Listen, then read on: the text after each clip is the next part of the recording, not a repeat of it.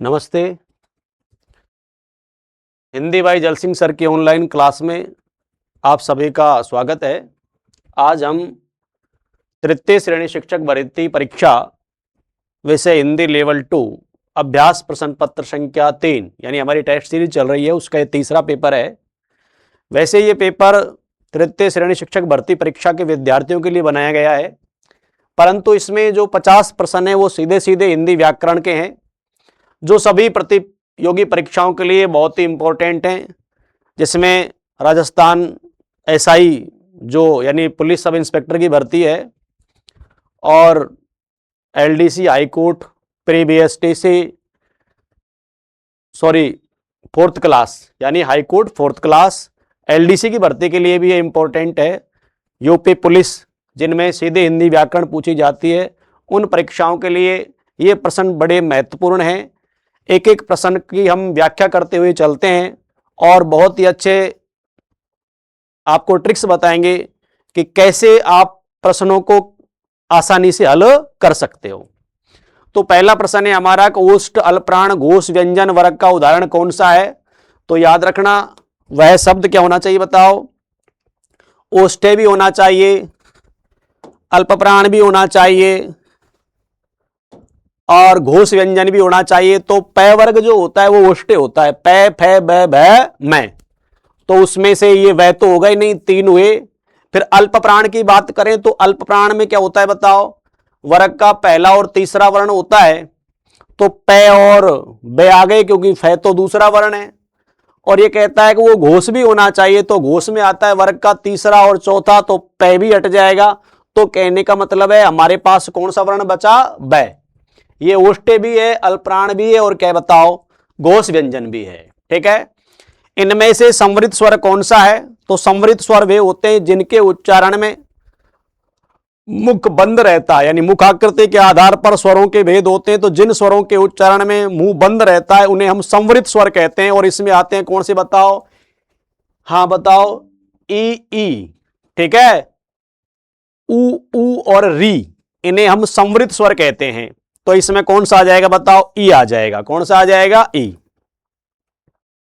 आगे हम चले, किस वाक्य में विराम चिन्ह संबंधी अशुद्धि है? क्या लिखा हुआ है? किस वाक्य में विराम चिन्ह संबंधी अशुद्धि है? सूर्यकांत त्रिपाठी निराला छायावाद के प्रमुख कवि थे, वह आपने तो कमाल कर दिया, आप जयपुर से कब आए, राम श्याम और विजय दिल्ली गए हैं।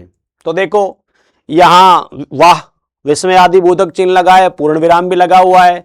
इधर ये प्रश्नवाचक चिन्ह लगेगा क्योंकि ये वाक्य प्रश्नवाचक है, यहां पूर्ण विराम है, इधर अल्पविराम लगेगा। परंतु ध्यान रखना जो ये पहला ऑप्शन है निराला, क्या लिखा हुआ है? ये निराला लिखा हुआ है। तो याद रखना किसी भी कवि का हम उपनाम लिखते हैं तो इकहरा या एकल उद्धरण या अवतरण चिन्ह का प्रयोग होता है, दो का नहीं होता। तो इसमें यहां अशुद्धि है, इसलिए इसका उत्तर क्या आएगा? एक। यानी क्या उत्तर आएगा इसका? एक नंबर आएगा।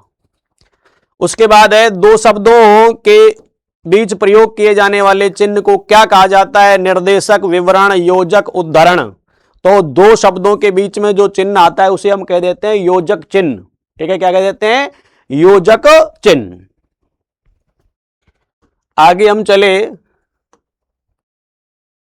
प्रश्न नंबर 5वां है, किस शब्द में दो से अधिक उपसर्ग हैं? क्या पूछ रहा है? किस शब्द में क्या बताओ दो से अधिक उपसर्ग हैं? तो अव्यवस्था की अपन बात करेंगे तो इसमें देखो ए भी है, फिर व्यवस्था में वी है, वी के बाद फिर औ बचा तो औ भी है, और लास्ट में स्था बचेगा। तो इसमें कितने हो गए बताओ? 3। निरनुनासिकता में निर है, और क्या बताओ? अनु है, और फिर नासिकता तो मूल शब्द है, तो निर और अनु दो हो गए। ना नहीं होगा क्योंकि ना तो हिंदी का, या हम संस्कृत के उपसर्ग है तो सारे संस्कृत के, ना तो विदेशी उपसर्ग होता है। ठीक है। अध्यादेश में क्या होता है बताओ? दो हैं, अधि और आ। कौन से? अधि प्लस आ प्लस देश। और निसंकोच में भी दो हैं, नी और क्या बताओ? शम, निस और शम। कौन से हैं? निस और शम। तो ध्यान रखना है कि ये कह रहा है दो से अधिक। क्या कह रहा है? दो से अधिक। तो कौन से ऑप्शन में आ जाएंगे? इसमें आ जाएंगे अव्यवस्था में। ठीक है। आगे चले, निम्न में से कौन सा शब्द विदेशी मूल का नहीं है? ठीक है। तो पहला शब्द है क्या बताओ? तंबाकू। कौन सी भाषा का शब्द है? पुर्तगाली का। कौन सी का है? पुर्तगाली। चाय कौन सी भाषा का शब्द है? चीनी का। किताब कौन सी का है? अरबी का। तो क्या उत्तर आया इसमें से? विज्ञापन। क्या उत्तर आएगा? विज्ञापन। अगला प्रश्न है, चोर ने धन के लिए धारदार हथियार से व्यवसायी की गर्दन धड़ से क्या बताओ अलग कर दे। इस वाक्य में किस कारक का प्रयोग नहीं हुआ है, ये पूछ रहा है। तो सबसे पहले लिखा है अपादान का मतलब होता है से अलग, तो धड़ से अलग कर दिया, अपादान तो हो ही गया। करण का मतलब होता है क्या बताओ? से, तो किससे? हथियार से, साधन आ गया। संबंध क्या होता है? काके के, तो कौन की गर्दन काटे? व्यवसायी की, तो किया गया। अधिकरण का होता है में और पर, जो इसमें नहीं है, तो इसमें कौन सा उत्तर आएगा? तीसरा। यानी कौन सा कारक नहीं इसमें? अधिकरण। कौन सा नहीं है? अधिकरण। अगला चला, राष्ट्र शब्द की भाववाचक संज्ञा है, तो राष्ट्रीय ये तो विशेषण होता है। राष्ट्रीय तो क्या होता है? विशेषण। जैसे राष्ट्रीय पक्षी, राष्ट्रीय भाषा, तो ये शब्द क्या है बताओ? विशेषण। और राष्ट्रीयता यानी इस विशेषण के पीछे प्रत्यय लग गया, तो जब भी किसी विशेषण शब्द के पीछे प्रत्यय लगता है तो वह उदाहरण भाववाचक संज्ञा का ही होता है। आंख बंद करके कर देना, यदि विशेषण के पीछे प्रत्यय लगता है तो वह शब्द किसका होता है? भाववाचक संज्ञा का। ठीक है, तो इसमें उत्तर कौन सा आएगा? 2।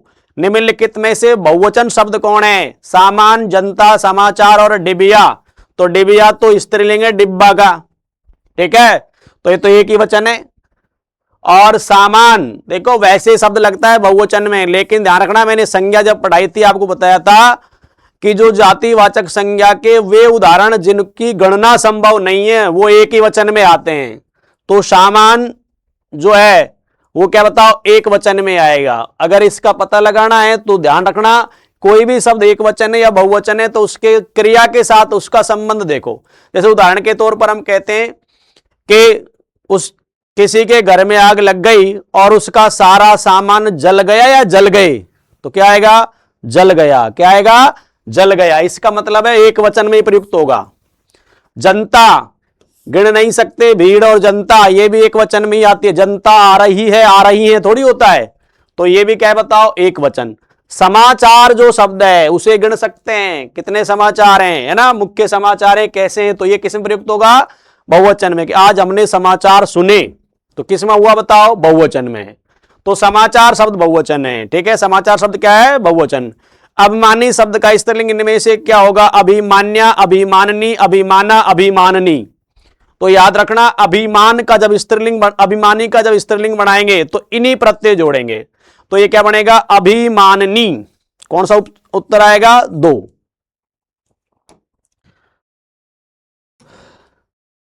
निम्नलिखित में से उस समूह का चयन कीजिए जिसमें पुल्लिंग से स्त्रीलिंग परिवर्तन सही रूप से किया गया हो। पुल्लिंग से क्या? स्त्रीलिंग। तो देखो कवि का स्त्रीलिंग कवयित्री होता है, इसमें तो ये गलत हो गया। ठीक है, इसमें चले कवयित्री सही है, सम्राट का सम्राज्ञी सही है, नेता का नेत्री सही है और विदुर का विधवा सही है, तो ऑप्शन नंबर 2 आएगा। इसमें देखो साम्राज्ञी लिखा हुआ है, साम्राज्ञी नहीं होता, क्या होता है? सम्राज्ञी। और इसमें विधुरा, विधुर का विधवा होता है, विधुरा नहीं होता, तो ये 3 तो गलत हो गए। सही कौन सा हो गया? दूसरा। अगला प्रश्न है हमारा कि जाति शब्द का बहुवचन रूप क्या होगा? तो ध्यान रखना कोई भी शब्द यदि स्त्रीलिंग और इकारांत है तो उसका स्त्रीलिंग बनाते समय उसके ऊपर यहां लगाया जाता है, तो क्या उत्तर आएगा? जातियां। क्या आएगा? जातियां। इनमें से किस वाक्य में प्रश्नवाचक सर्वनाम का प्रयोग हुआ है? तो किसी ने पुस्तक मंगवाई, पुस्तक किससे मंगवाई? कुछ काम किया करो, कोई आवाज दे रहा है। तो याद रखना किसी ने पुस्तक मंगवाई, किसी आया है, तो यह निश्चयवाचक है। किसी ने कहा था, मैंने लिखाया था आपको, ठीक है, पता नहीं किसने कहा था, तो क्या हो गया? अनिश्चय। पुस्तक किससे मंगवाई? तो किसकी पुस्तक रखी है, किसकी पुस्तक पढ़ी है? किसी से। तो किसी, किसकी, किसका, ये किस में आते हैं बताओ? प्रश्नवाचक में। तो उत्तर क्या आएगा? 2। कुछ अनिश्चयवाचक है और कोई भी क्या है बताओ? अनिश्चयवाचक। ठीक है, तो इसमें ऑप्शन नंबर क्या आएगा? 2। आगे चले हम प्रश्न नंबर 14। निम्नलिखित में से कौन सा शब्द विशेषण है? तो अभी मैंने बताया था कि कुरूप के पीछे ता प्रत्यय लगाए, कुटिल के पीछे ता और जटिल के पीछे ता लगाए। तो कुरूप, कुटिल और जटिल तीनों ही शब्द विशेषण हैं। तीनों ही शब्द क्या हैं? विशेषण। और जब विशेषण के पीछे प्रत्यय लग जाएगा तो वह भाववाचक संज्ञा बन जाती है। बताया था ना, दो शब्द याद रखने, भाववाचक संज्ञा के पीछे प्रत्यय लगे तो विशेषण, और विशेषण के पीछे प्रत्यय लगे तो भाववाचक संज्ञा। तो ये तीनों तो भाव के हो गए। मानसिक चौथा ऑप्शन है ना, ये विशेषण है। ये क्या है बताओ? विशेषण। मनस प्लस इक से बनाए मानसिक, और मैं कह दूं मानसिक रोग, तो अब ये रोग की विशेषता हो गई, वो कैसा रोग है? मानसिक। तो ये मानसिक शब्द क्या बताओ? विशेषण। ठीक है। इनमें से सार्वनामिक विशेषण का कौन सा उदाहरण नहीं है? वह किताब फटी है, यह मेरा घर है, कोई आदमी सो रहा है और ऐसा आदमी नहीं देखा। तो सार्वनामिक विशेषण में आपको क्या बताया था? सार्वनामिक क्लास पढ़ाई थी तब। जिन भी विद्यार्थियों ने चैनल को सब्सक्राइब नहीं किया है वो कर सकते हैं। बहुत ही अच्छी तरह व्याकरण के सभी टॉपिक आपको निःशुल्क हमारे YouTube चैनल पर उपलब्ध हैं। तो बताओ क्या लिखा हुआ है? वह किताब क्या फटी है, तो वह के तुरंत बाद किताब आ गई। मैंने क्या कहा था कि सार्वनामिक विशेषण में यह ध्यान रखना होता है कि उत्तम पुरुष, मध्यम पुरुष और निजवाचक तीन सर्वनामों को छोड़कर बाकी सर्वनाम शब्दों के तुरंत बाद यदि संज्ञा आ जाए तो वह सर्वनाम क्या बन जाता है? सार्वनामिक विशेषण क्या बन जाता है। ठीक है। तो वह किताब फटी है, वह के तुरंत बाद किताब आ गई, तो यह सार्वनामिक है। यह के बाद मेरा आ रहा है, संज्ञा नहीं है, और मेरा के बाद घर संज्ञा है, परंतु मेरा किस में आता है? उत्तम पुरुष में, और उत्तम पुरुष चाहे कहीं भी आए वो सर्वनाम ही रहेगा। तो ये सार्वनामिक विशेषण का उदाहरण नहीं है। यहां कोई के तुरंत बाद आदमी आ गया तो कोई किस बदल गया? सार्वनामिक विशेषण में। ऐसा के बाद तुरंत आदमी आ गया तो यह भी किस बदल गया? सार्वनामिक विशेषण में। तो ऑप्शन नंबर 2 आएगा, यह मेरा घर है। यहां यह भी सर्वनाम है क्योंकि इसके तुरंत बाद संज्ञा नहीं, मेरा सर्वनाम ही है, और मेरा के बाद तुरंत संज्ञा है, परंतु मेरा किस में आता है? उत्तम पुरुष, और उत्तम पुरुष, मध्यम पुरुष और निजवाचक। ठीक है। ये सर्वनाम ही रहते हैं, ये कभी विशेषण क्या नहीं बनते। ठीक है। चलो अगला प्रश्न देखते हैं, प्रश्न नंबर 16। इनमें से विधेय विशेषण का उदाहरण कौन सा नहीं है? तो मैंने कहा था प्रयोग के आधार पर विशेषण के दो भेद होते हैं, उद्देश्य विशेषण और क्या बताओ? विधेय विशेषण। जो उद्देश्य विशेषण होता है उसमें तो विशेषण शब्द पहले आता है और विशेष कहां आता है? बाद में। और जो विधेय विशेषण होता है उसमें विशेष्य पहले होता है और विशेषण कहां होता है? उसके बाद। तो पहले विशेष्य देखो लड़का, उसके बाद आलसी है, तो बताओ ये किसका? ये तो विधेय विशेषण का उदाहरण है। ये पूछ रहा है नहीं है, तो यानी लड़का पहले विशेष्य बाद में विशेषण, यानी बाद में जब विशेषण आए तो उसे क्या कहेंगे? विधेय। और मैंने बताया था ना कि कैसे याद रखना है विधेय। वाक्य के दो अंग होते हैं, उद्देश्य और विधेय, और पहले उद्देश्य आता है और बाद में विधेय। तो विधेय विशेषण विधेय कब आएगा? बाद में। कब आएगा? बाद में। ठीक है। मेरा घोड़ा काला है, तो विशेषण कहां है बताओ? बाद में। ये संसार मिथ्या यानी झूठा है, बेकार है, ये कहां है बताओ? बाद में। लेकिन इसमें देखो विद्वान व्यक्ति पूज्य होते हैं, विद्वान शब्द व्यक्ति की विशेषता बताए, इसमें विशेषण पहले है, तो ये उद्देश्य विशेषण का उदाहरण है। बाकी तीनों किसके थे? विधेय के। और ये यही पूछ रहा है किसमें नहीं है, तो किसमें नहीं है? 14 में। किस वाक्य में अकर्मक क्रिया नहीं है? अगला प्रश्न देखो 17वां। किस वाक्य में अकर्मक क्रिया नहीं है?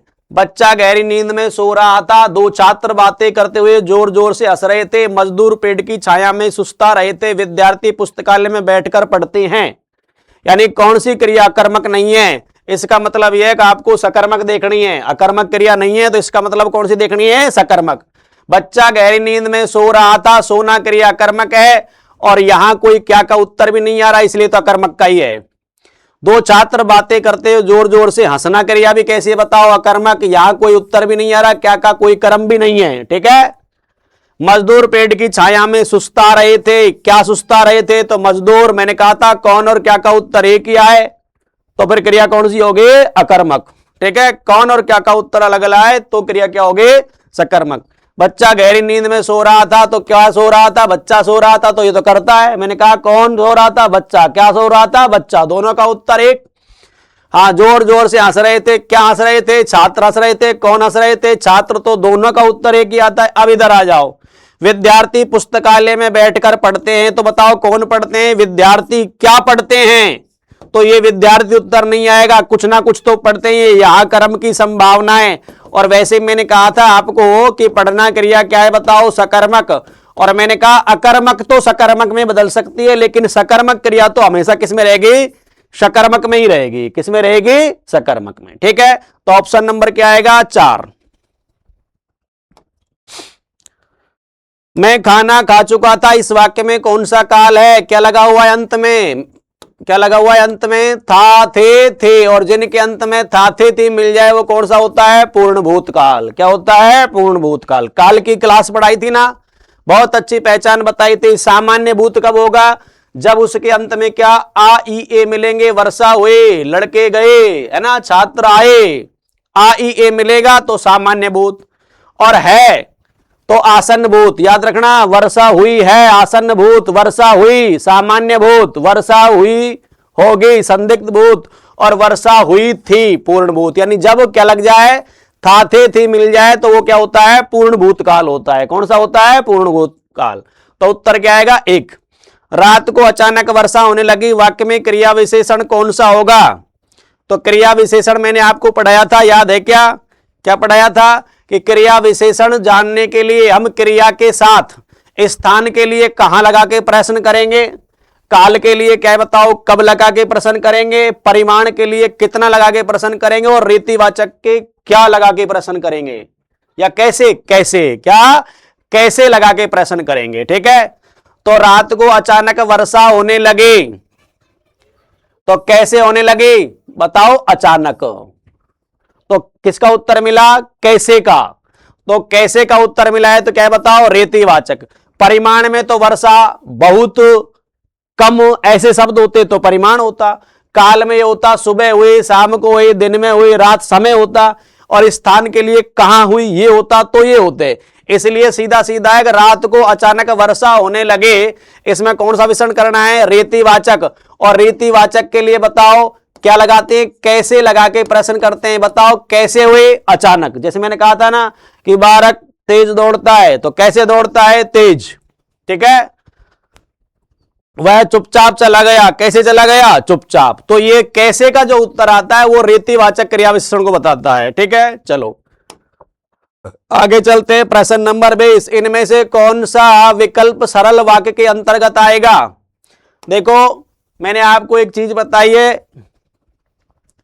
कि साधारण वाक्य वह वाक्य होता है जिसमें किसी प्रकार का संयोजक नहीं होता। संयोजक उसे कहते हैं जो दो वाक्यों को या दो उपवाक्यों को जोड़ने का काम करता है, वो क्या कहलाता है, संयोजक कहलाता है। ठीक है, तो बस खराब थे इसलिए, तो इसमें इसलिए आ गया ना, तो ये साधारण वाक्य नहीं होगा।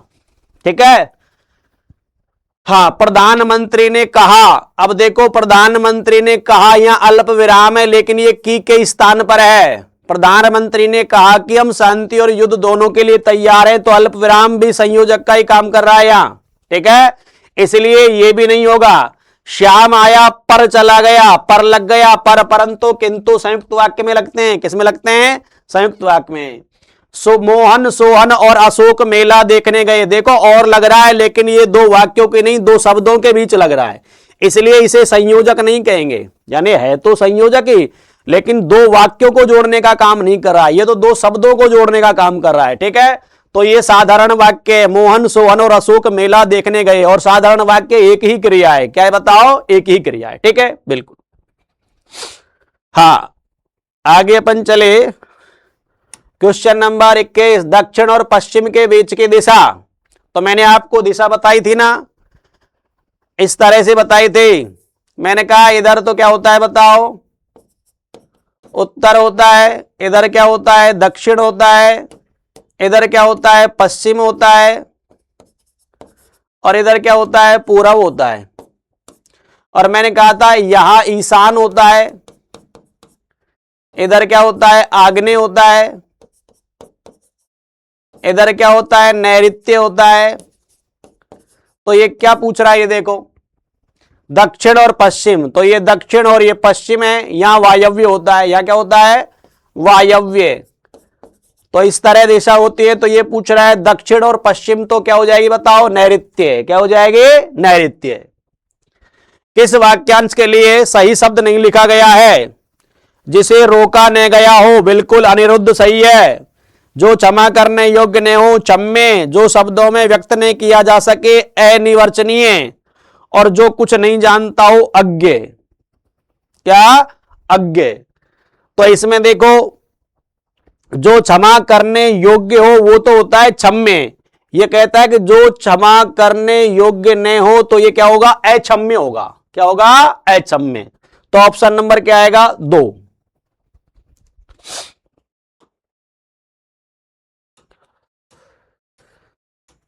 जो बाएं हाथ से भी काम कर लेता है, इस वाक्यांश के लिए एक शब्द क्या है? तो जो बाएं हाथ से काम करता है वो वहां मस्ती नहीं, ये होता है क्या बताओ? सव्यसाची, जो दोनों हाथों से काम करता है। ये केवल बाएं की नहीं कह रहा, जो बाएं हाथ से भी काम कर लेता हो, इसका मतलब दाएं से तो करता ही करता है। किससे कर लेता है? बाएं से। उसे क्या कहेंगे एक शब्द में? सव्यसाची।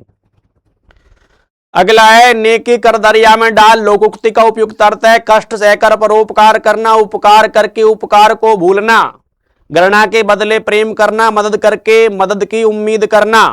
ठीक है, तो नेकी यानी उपकार करो, दरिया में डाल जाओ, उसे क्या बताओ? भूल जाओ। तो ऑप्शन नंबर क्या आएगा? 2। अगला लिखा हुआ है कि होनहार बिरवान के होत चीकने पात। कहावत का अर्थ क्या है बताओ? हाँ, बड़ा होशियार बच्चा बचपन में ही सुंदर होना, बचपन से ही बड़प्पन का संकेत, दूर से सब चीजें अच्छी लगना। तो बिल्कुल होनहार बिरवान के होत चीकने पात, कि कहने का मतलब है कि जो वृक्ष, ठीक है, बहुत बड़ा होगा उसके पत्ते चिकने होते हैं, ये छोटे से वृक्ष का ही पता लग जाता है। तो इसका अर्थ जो होगा, बचपन से ही क्या बताओ? बड़प्पन का संकेत मिल जाता है। तो ऑप्शन नंबर क्या आएगा? 3। हाँ भाई, अगला है कि किस विकल्प में मुहावरे का भावार्थ सही नहीं है? अंगारे उगलना, बहुत कठोर बातें कहना, अल्लाह को प्यारा होना, ईश्वर का प्रिय भक्त होना, आंखें तरेरना, क्रोध से देखना, बंडा फूटना। क्या लिखा हुआ है? थोड़ा सा, बंडा फूटना, रहस्य प्रकट हो जाना। तो ध्यान रखना, अंगारे उगलना बिल्कुल सही है। अल्लाह को प्यारा होना, इसका मतलब ईश्वर का प्रिय भक्त नहीं होता, इसका मतलब है अल्लाह के पास पहुंच जाना, मृत्यु हो जाना। ठीक है, अल्लाह को प्यारा हो गया, इसका मतलब क्या हो गई? उसके मृत्यु। तो ये असंगत है। वो वही पूछ रहा है किसका सही नहीं है, तो ये सही नहीं है। अगला है, किस शब्द में अव्ययी भाव समास नहीं है? तो आजन्म, जन्म तक, जन्म के आगे उपसर्ग लगा है, तो ये क्रिया की विशेषता बताता है, क्रिया विशेषण है। और मैंने कहा था ना कि अव्ययी भाव का मतलब ये कि जो शब्द अव्यय का काम करता है वही तो क्या है बताओ? अव्ययी भाव।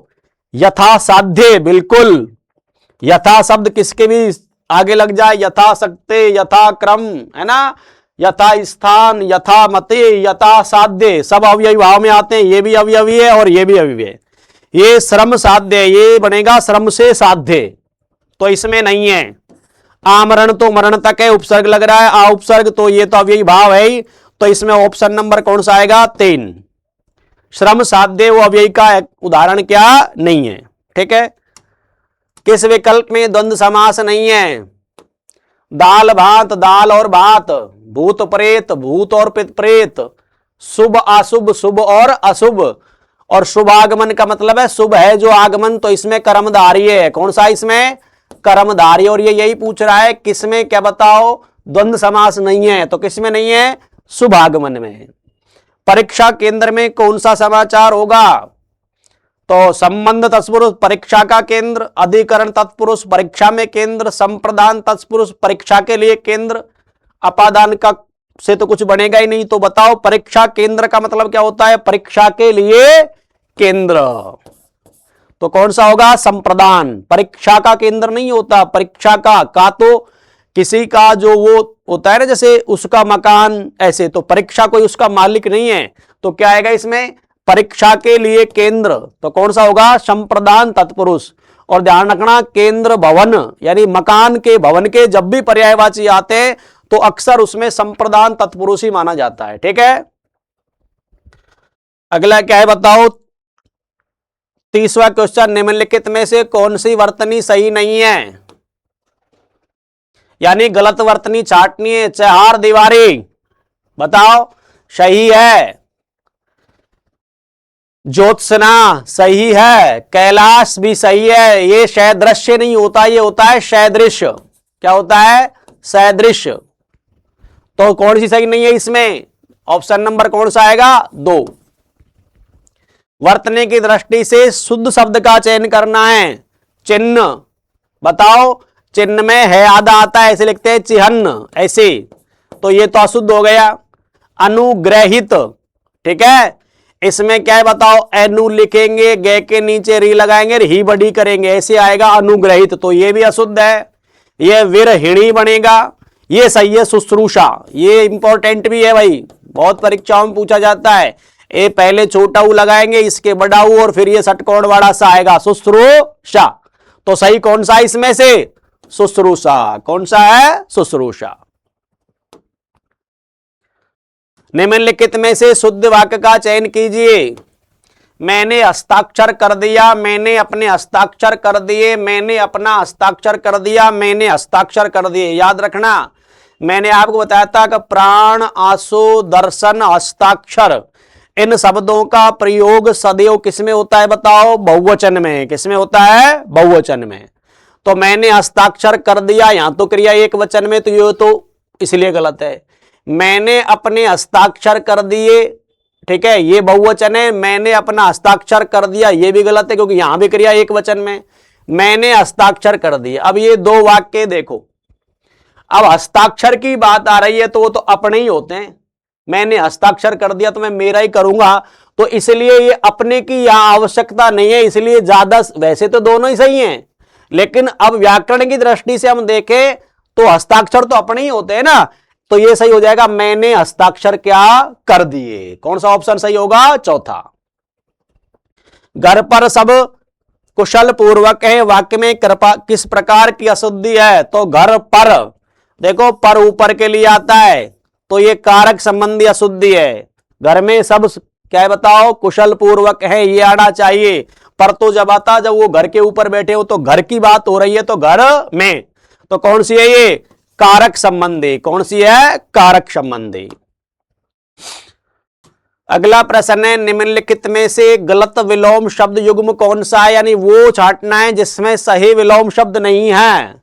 यौवन का वार्धक्य, यौवन का क्या? वृद्ध में ये ए प्रत्यय जुड़ता है, तो ये वार्धक्य बनता है, ठीक है। प्राचीन का क्या हो गया? अर्वाचीन या नवीन, एक ही बात है, ठीक है, बिल्कुल सही है। ऐहिक इस लोक की बात है, पारलौकिक दूसरे लोक की बात है, परलोक की बात है, इसलिए पारलौकिक। अगला है बताओ, जटिल, जटिल का कुटिल नहीं होता, जटिल का सरल होता है। क्या होता है? सरल। तो इसमें से असंगत निम्नलिखित में से गलत कौन सा है? तो ऑप्शन नंबर 4। अगला है, अमर शब्द का विलोम क्या होगा? तो मृतक, मृत्य, मृत्यु, मरण। तो ठीक है, अमर का होगा क्या बताओ? मर्त्य, यानी जो नष्ट होने वाला हो, जिसकी मृत्यु हो, वो उसे कहते हैं क्या? मर्त्य, जी है ना, जीवन का मरण होता है, ठीक है। तो इसमें मर्त्य शब्द आएगा, ठीक है ना। अमर का भाव के हिसाब से निकालेंगे तो क्या होगा? मर्त्य। अगला प्रश्न है, किस विकल्प में चंद्रमा का पर्यायवाची नहीं है? तो मृगांक, शशांक, विधु, ठीक है। चंद्रमा का पूछ रहा है, तो मैंने आपको बताया था मृग है अंक में जिसके, वह मृगांक, ये चंद्रमा का है। शशांक भी चंद्रमा का है, शश प्लस अंक, ठीक है। और विधु का तो खूब प्रयोग होता है, विधु भी किसका होता है? चंद्रमा का। वासव है वो इंद्र का है। किसका है? वासव किसका है बताओ? इंद्र का, ठीक है। तो इसमें आएगा क्या? 1 नंबर, ठीक है।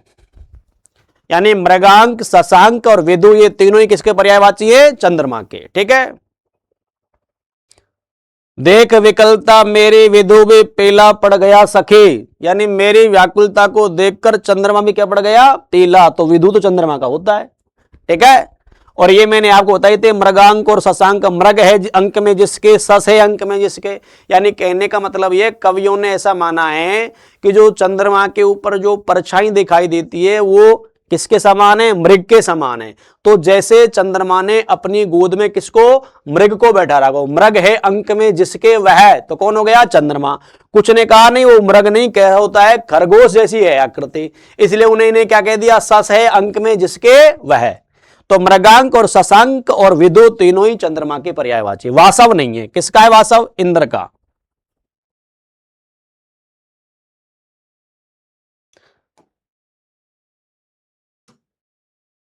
किस विकल्प में सभी शब्द सूर्य के पर्यायवाची नहीं है?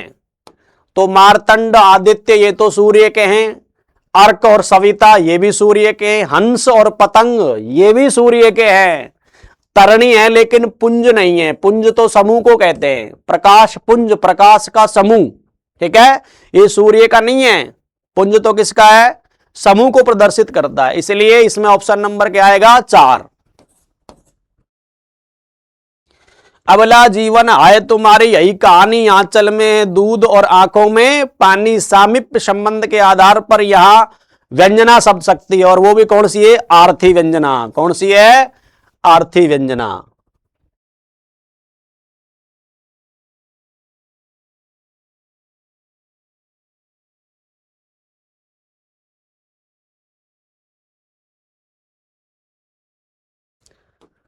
आगे चले, किस विकल्प में सही संधि विच्छेद है?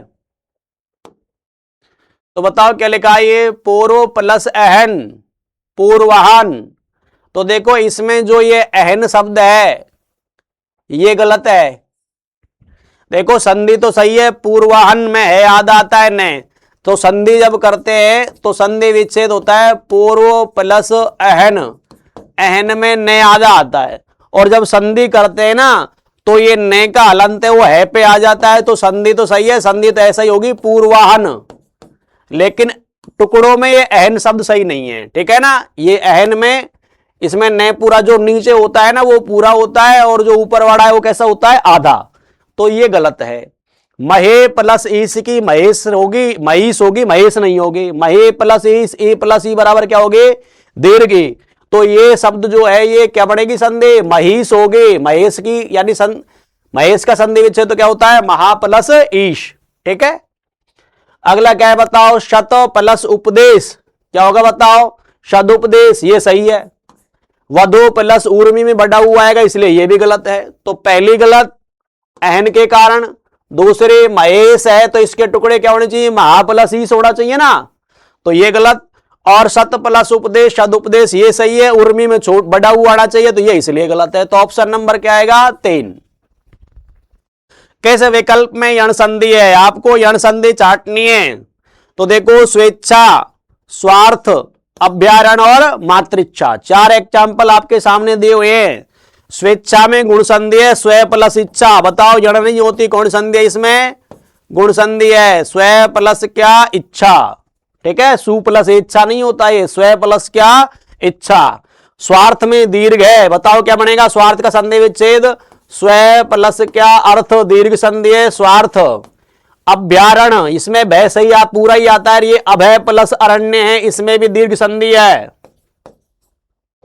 अब बचा अपने पास क्या बताओ? मातृच्छा, और ये ऐसे बढ़ेगा मातृ प्लस क्या? इच्छा। री के बाद अन्य स्वर आए तो री का परिवर्तन रे में हो जाता है, ठीक है। तो यण संधि का उदाहरण कौन सा इसमें? मातृच्छा। और मैंने आपको बताया था ना कि यण संधि में यह वे से पहले क्या मिलता है? आधा अक्षर मिलने की है, तो यण संधि हो सकती है, जरूरी नहीं है। अब आधा तो यहां भी मिल रहा है, लेकिन टुकड़े कर रहे तो गलत हो रहा है। लेकिन यहां जो त्रय है, त्रय का मतलब ये होता है इसमें तय तो आधा है और रे क्या है बताओ? पूरा। तो रे से पहले आधा अक्षर है, और फिर ये तो वैसी पहचान बताई जाती है, असली पता तो संधि विच्छेद से ही पता चलता है। तो मात्र प्लस इच्छा, री के बाद अन्य स्वर है तो री का परिवर्तन किस में हो जाता है? रे में। तो ऑप्शन नंबर क्या आएगा? 4, ठीक है।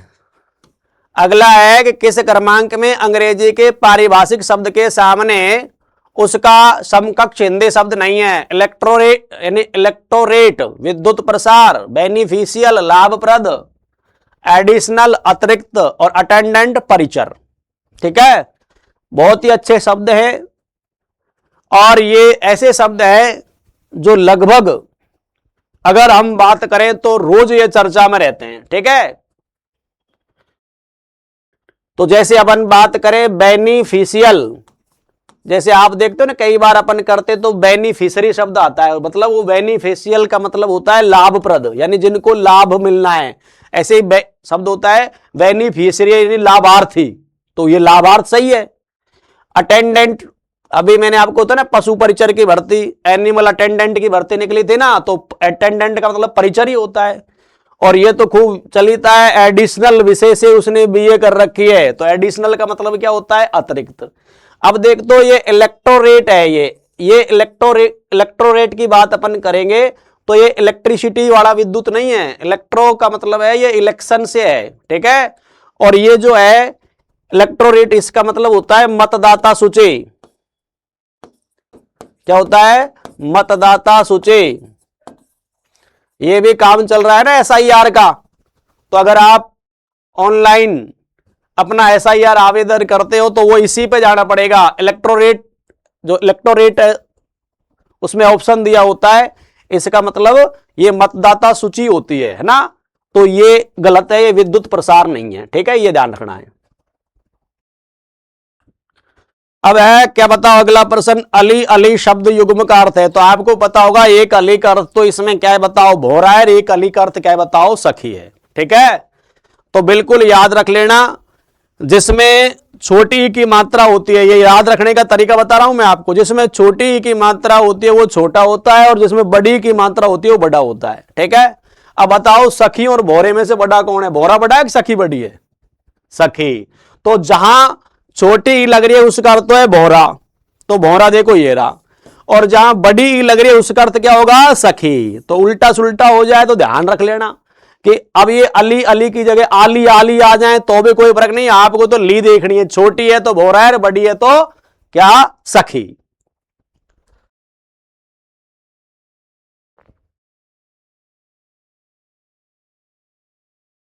आगे चले, किस विकल्प में क्रिया से बनी भाववाचक संज्ञा नहीं है, यानी वो छाटना है जो क्रिया से नहीं बनी है। तो ये है मनोती, मनना प्लस होती, तो ये तो क्रिया से बनी है। कमाई, ठीक है, कमाना प्लस आई, कमाई, ये भी क्रिया से बनी है। और दौड़ना प्लस ए, मैंने बताया था ना, दौड़ना प्लस ए, जब भी कभी हम प्रत्यय लगाते हैं तो सबसे पहले ना हटाते हैं, भाव क्या बचा, दौड़। मैंने बताया था ना कि क्रिया के पीछे, जैसे मैंने कहा था मनोती, ये लिखा हुआ है, क्या लिखा हुआ है, मनोती, तो ये ऐसा है मनना प्लस क्या, ओती। अब देखो इसमें क्या है, इसको हटाएंगे ना को, क्योंकि पहले क्रिया को धातु बनाते हैं, तो मन प्लस ओती करेंगे तो क्या हो जाएगा, मनोती। ऐसे ये दौड़ना है तो इसमें से ना को हटाएंगे, दौड़ में ए प्रत्यय जोड़ेंगे तो दौड़ का दौड़ ही रह जाएगा, ठीक है ना, यानी दौड़ना में ए प्रत्यय जोड़ेंगे तो शब्द क्या बनेगा, दौड़। और दौड़ में तो भाववाचक है, क्रिया से ही तो बन रही है ना, यानी मनना, कमाना, दौड़ना। ये निकट के पीछे ता प्रत्यय लगा, और निकट क्रिया नहीं होती है, निकट तो अब ये होता है, ठीक है, निकट दूर, तो निकटता यानी समीपता, निकटता, ये अव्यय से बनी भाववाचक संज्ञा। यही पूछ रहा है क्रिया से कौन नहीं बनी है, तो निकटता नहीं बनी है। कौन सी नहीं बनी है, निकटता। निम्नलिखित में से तद्भव शब्द का चयन कीजिए, यानी तद्भव शब्द छाटना है। तो मैंने कहा था देखो इसमें री आ रही है, मैंने आपको कह दिया था, समझ याद रखना कि जिस भी शब्द के री लग जाए वह शब्द हमेशा क्या होता है, तत्सम होता है। दो बातें बताई थी कि जिस भी शब्द के साथ क्या लगे, री, क्योंकि री मूलतः संस्कृत का ही स्वर है, हिंदी में तो लगभग ये क्या हो चुका है, समाप्त। तो री स्वर कहीं भी लगा मिल जाए किसी भी शब्द के साथ तो वह शब्द क्या होगा, तत्सम होगा। क्या होगा, तत्सम। एक मैंने बताया था किसी के रे ऊपर लगे या रे नीचे लगे, कहां लगे, या तो कहां लगे, ऊपर, जैसे कर्म, तो रे कहां लग रहा है, ऊपर। एक मैं कह दूं क्रम, तो बताओ कहां लग रहा है, नीचे। तो अगर रे ऊपर लगे और नीचे लगे तो भी शब्द क्या होता है, तत्सम, ठीक है। अब ये लक्ष्य में 6 आ गया, छह, त्रय, गे, श्रय जैसे संयुक्त व्यंजनों का प्रयोग हमेशा किसमें होता है, तत्सम शब्दों में, तो ये भी तत्सम शब्द हो गए। ग्रह का घर होता है, लक्ष्य का लाख होता है, क्षेत्र का खेत होता है, ठीक है। अब ये जो गाहक है ये वास्तव में ग्राहक का है, और ग्राहक में क्या लग गया बताओ, रे नीचे लग गया, तो ये शब्द क्या होगा, तत्सम। और ये गाहक क्या होगा बताओ, तद्भव। और यही पूछ रहा है तद्भव शब्द का चयन कीजिए, तो गाहक शब्द जो है ना वो क्या है बताओ, तद्भव है ना। एक उसमें बिहारी का दुआब, ये गंदे गंद गुलाब की तू अतर दिखावत, है ना वो, कि गाहक गवई कौन, किस गांव में आपका ग्राहक कौन मिलेगा। तो गाहक शब्द क्या है, गाहक। किस विकल्प में ये प्रत्यय का प्रयोग नहीं है, तो विधवा प्लस ये वैधव्य हुआ है, दिति प्लस ये दैत्य होता है, धैर्य प्लस ये क्या होता है बताओ, धैर्य होता है। ये पथ प्लस ए है, ये क्या है बताओ, पथ प्लस ए है, तो क्या बनेगा ये पाथे। तो इसमें ए प्रत्यय लगा है, ये नहीं लगा, क्या लगा है ए, तो क्या उत्तर आएगा पाथे, क्या आएगा पाथे। ठीक है, आगे चलो। किस विकल्प में सही प्रत्यय नहीं है, तो भीख प्लस आरी भिकारी, हृदय प्लस एक हार्दिक बिल्कुल, पूजा प्लस आरी पुजारी, करुणा प्लस एक कारुणिक। ठीक है, तो देखो भीख प्लस आरी भिकारी सही, हृदय प्लस एक हार्दिक सही, पूजा प्लस आरी, जब पुजारी लिखेंगे तो ये ऊ छोटा हो जाएगा, जबकि यहां क्या लिखा हुआ है बड़ा, तो ये बिल्कुल सही नहीं है। यानी पूजा में तो बड़ा हुआ आता है, लेकिन जैसे इधर देखो भीख में तो बड़ी है, आरी प्रत्यय जोड़ा तो भिखारी में मात्रा कैसी हो गई, छोटी। जैसे चूहा प्लस ईया करेंगे, चूहा में बड़ी, लेकिन चूहिया लिखेंगे तो कैसा हो जाएगा, छोटा। तो ऐसे ही यहां क्या देखना है कि ये पूजा में यहां ऊ कौन सा है बताओ, बड़ा है, लेकिन जब पुजारी लिखेंगे तो ऊ छोटा आएगा। ठीक है, इसलिए ये गलत है, ऑप्शन नंबर 3। निरीक्षण का अंग्रेजी समानार्थी शब्द क्या होगा, ठीक है, इंस्पेक्शन, चेकिंग, एग्जामिनेशन। तो निरीक्षण का अर्थ होता है सुपरविजन, क्या होता है, सुपरविजन। ठीक है, बिल्कुल।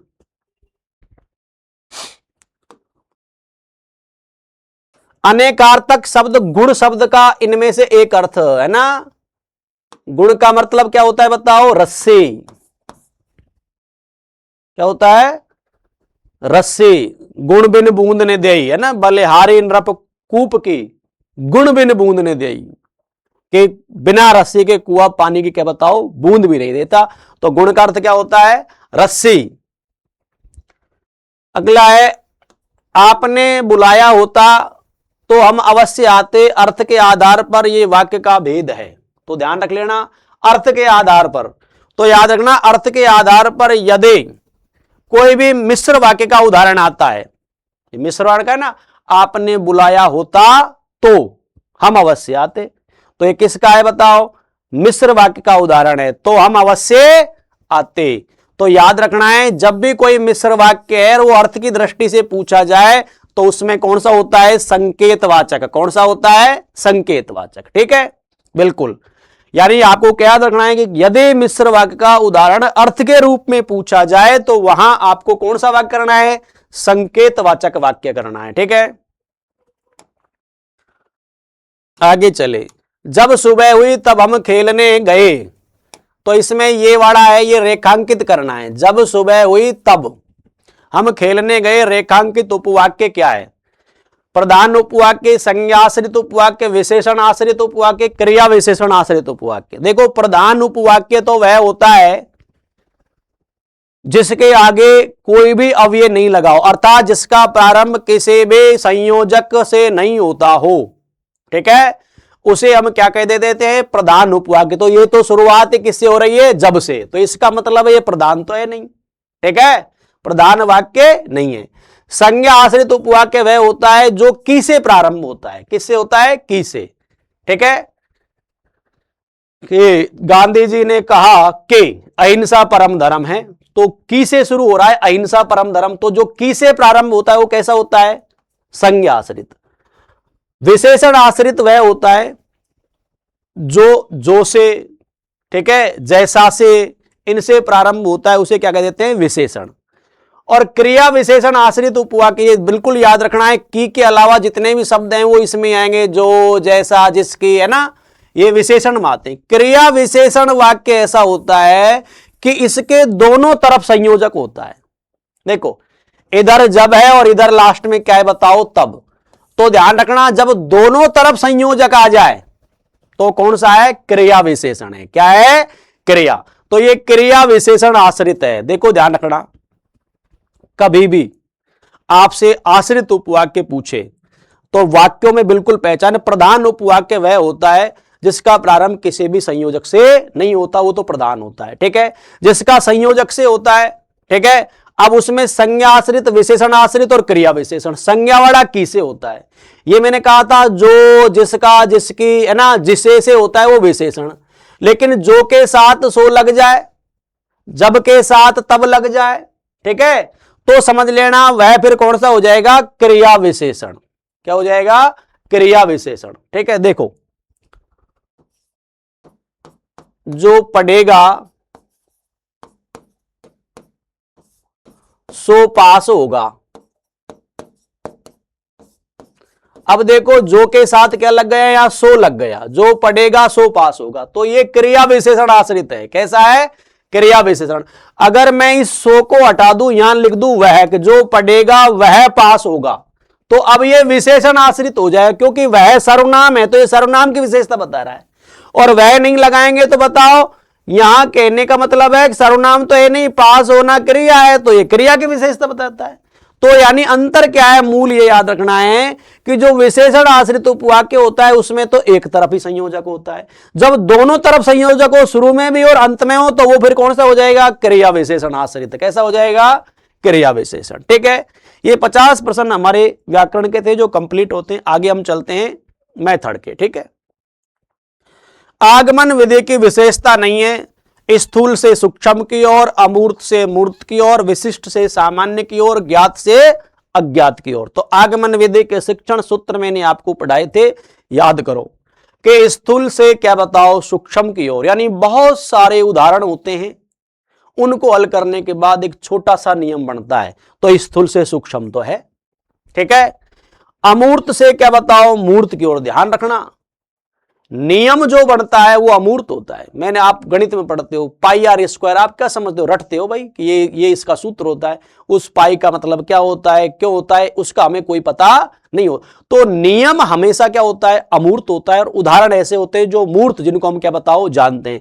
तो ये कह रहा है अमूर्त से मूर्त की ओर नहीं, आगमन विधि में कहां चलते हैं, मूर्त से अमूर्त, यानी पहले उदाहरण बाद में क्या, नियम, और नियम हमेशा क्या होता है, अमूर्त होता है।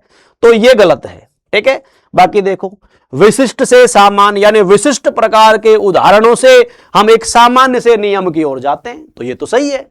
और ये क्या है बताओ, ज्ञात से अज्ञात की ओर। तो उदाहरण तो अपन जानते हैं ना, वो ज्ञात होते हैं, और जो नियम होता है वही हमारे लिए क्या बताओ, अज्ञात होता है, इसीलिए तो अमूर्त है। तो इसमें क्या आएगा बताओ, 2, बाकी 3 सही है, और जो दूसरा ऑप्शन है वो क्या है बताओ, गलत है।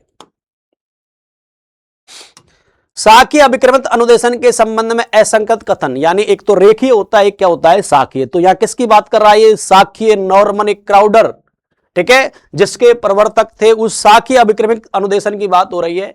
शिक्षार्थी से बहुविकल्पी प्रश्न पूछे जाते। ध्यान रखना, रेखीय में तो अति लघुतरात्मक प्रश्न होते हैं, और शाखीय में कैसे होते हैं, बहुविकल्पी। बिल्कुल सही है। औसत प्रतिभाशाली एवं सभी शिक्षार्थी समान रूप से आगे बढ़ते हैं। सभी पदों को पढ़ना आवश्यक नहीं होता है, इसमें प्रत्येक विद्यार्थी की कठिनाई और आवश्यकताओं पर बल दिया जाता है। बिल्कुल, अब देखो इसमें क्या होता है कि प्रत्येक जो विद्यार्थी है वो क्या है, हां, समान गति से आगे नहीं बढ़ता है। क्यों, क्योंकि मैंने आपको बताया था कि साखी अभिक्रम में जब बालक पढ़ता है और बहुविकल्पी इसमें प्रश्न होते हैं, अगर उसका प्रश्न गलत है तो उसे निर्देश दिया जाता है कि आप पिछले पद पर जाएं, पद संख्या इतने का अध्ययन करें। अब जो कमजोर विद्यार्थी होंगे उसके प्रश्न ज्यादा गलत होंगे, और जो प्रतिभाशाली विद्यार्थी वो एक बार भी उत्तर पे पहुंच जाएगा। तो जो पहली बार ही उत्तर पे पहुंच गया वो तो सीधा फिर अगले प्रश्न पे चल जाएगा, और जो पहली बार नहीं पहुंच रहा है उसे बार बार कहां वापिस जाना पड़ता है। क्या, बार बार कहां जाना जाता है, वापिस। इसलिए इसमें आपको याद रखना है कि प्रतिभाशाली एवं सभी विद्यार्थी समान रूप से नहीं, प्रतिभाशाली व्यक्ति है वो क्या बताओ, सामान्य विद्यार्थियों से क्या बताओ, जल्दी आगे चला जाता है, समान रूप से नहीं, अपनी गति सबकी क्या होती है, अलग अलग। तो ये बिल्कुल गलत है। ठीक है, सभी पदों को पढ़ना आवश्यक नहीं होता है। बिल्कुल, जो प्रतिभाशाली बालक हैं वो सभी पदों को पढ़े, कोई जरूरी नहीं है। ठीक है, बिल्कुल। इसमें प्रत्येक विद्यार्थी कठिनाई और आवश्यकताओं पर, हां, प्रत्येक विद्यार्थी कठिनाई और आवश्यकताओं को रख पर ही विकल्प और प्रश्नों का चयन, पदों का चयन इसमें किया जाता है। यह सही है। तो गलत नंबर कौन सा है, 2। 53, किस विधि में शब्द व नामों को कार्ड पर लिखकर चित्रों के साथ समानता दर्शाई जाती है। सूत्र विधि, ध्वन्यात्मक विधि, समवाय विधि, साहचर्य विधि। बिल्कुल, मॉन्टेसरी विधि भी इसका दूसरा नाम है। इसमें क्या होता है, आपको बताया था ना मैंने कि कार्डों पर नाम लिखे होते हैं और सामने चित्र रखे होते हैं। बालक उनमें से एक दो वर्ण को यदि पहचान लेगा तो उस हाथी का चित्र रखा हुआ है, ठीक है, यानी बहुत सारे चित्र रखे होते हैं, उन कार्डों पर वही नाम लिखा होता है, तो बालक उनसे उनका संबंध बैठा के कार्ड को उस चित्र के सामने रख देता है, तो इसे कहते हैं साहचर्य विधि। ठीक है, बिल्कुल। द्विभाषा विधि के प्रवर्तक माने जाते हैं, तो देखो चार नाम है, डॉडसन, मॉरिसन, माइकल सेमर और अरस्तु। ठीक है, पीछे चलता हूं। अरस्तु आगमन विधि के प्रवर्तक है, यानी आगमन विधि के प्रवर्तक कौन माने जाते हैं, अरस्तु। ठीक है, माइकल सेमर ये ध्वन्यात्मक विधि के हैं, किसके हैं, ध्वन्यात्मक विधि के हैं। मॉरिसन ये इकाई विधि के हैं, तो बच गया कौन, डॉडसन। ये द्विभाषा विधि के क्या है बताओ, प्रतिवादक या प्रवर्तक माने जाते हैं, कौन, डॉडसन। इकाई विधि की विशेषता नहीं है, किसकी बात कर रहा है, इकाई विधि की। ठीक है, तो पूर्ण से अंश की ओर कार्य करती है, बिल्कुल इकाई विधि गेस्टाल्टवाद पर आधारित है, तो पूर्ण से कहां बताओ, अंश की ओर। ठीक है, ये समानता के सिद्धांत पर कार्य करती है। बार बार क्या बताओ, ज्ञान की पुनरावृत्ति होती है, बिल्कुल समानता के सिद्धांत पर कार्य करती है, बार बार इसमें ज्ञान की क्या बताओ, पुनरावृत्ति होती है। कम समय में आसानी से पाठ्यक्रम पूरा कराया जाता है, नहीं, समय इसमें ज्यादा लगता है।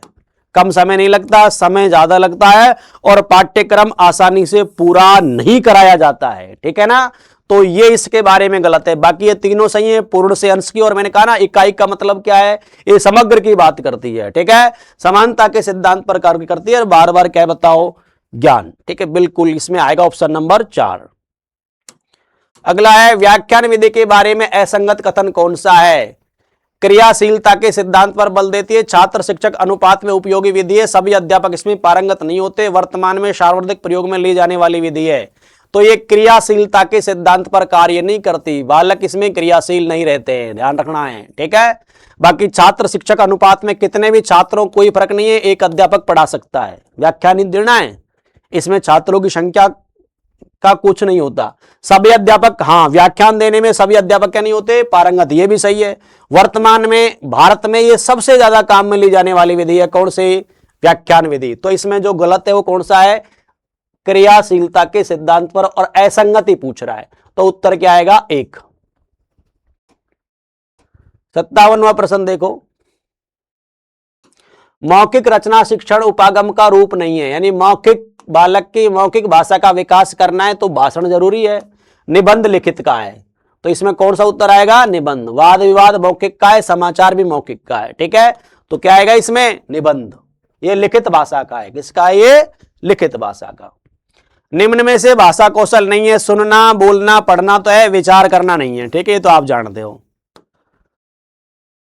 जो विषय वस्तु के अनुकूल हो वह मूल्यांकन की किस विशेषता को स्पष्ट करती है। ठीक है, बिल्कुल, यानी अगर पेपर पूरा हमारे पाठ्यक्रम में से, सिलेबस में से है, तो ऐसी परीक्षा को वैध माना जाता है। तो कौन सा मूल्यांकन की विशेषता है, वैधता। व्यापकता का मतलब है संपूर्ण पाठ्यक्रम का उसमें क्या बताओ, समावेश हो, उसे व्यापक कहते हैं।